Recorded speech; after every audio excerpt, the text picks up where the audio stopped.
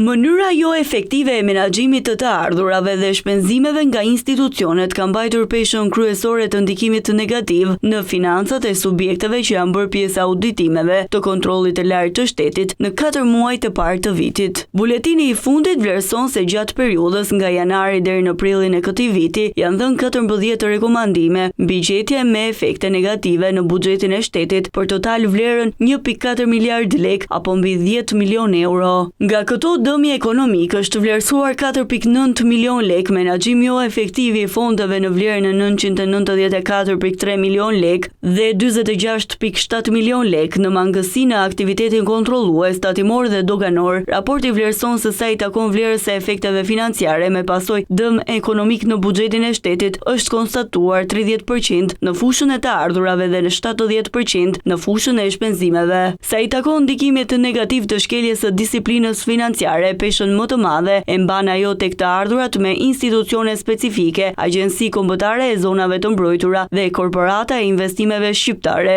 Ndërkohë, sipas raportit auditimit për periudhën janar dhe prill të këtij viti, KLSH ka konstatuar mangësi në aktivitetin kontrollues tatimor me ndikim negativ në performancën e administrimit të ardhurave tatimore dhe doganore, si detyrime dhe penalitete të vlerësuara në vlerën e 46.7 milion lek konstatuar degën doganore Rinas. Kjo ka ardhur si pasojë mos arkëtimit të detyrimeve doganore, pagesa detyrimesh doganore në import për të cilat nuk është vepruar në përputhje me kuadrin ligjor, vlerësime të gabuara të importeve dhe deklarimeve të artikujve, përjashtimi pa drejt nga pagimi TVSH-s dhe trajtimi gabuar i shkeljeve doganore. Në periudhën nga janari deri në prillin e këtij viti, auditimet e kryera nga KLSH kanë përfshirë vlerësimin e aktivitetit në 55 subjekte. Lidhur me gjetjet, ky i fundit ka adresuar te subjektet audituara 5 rekomandime për masa administrative dhe disiplinore, nga të cilat 5 masa disiplinore.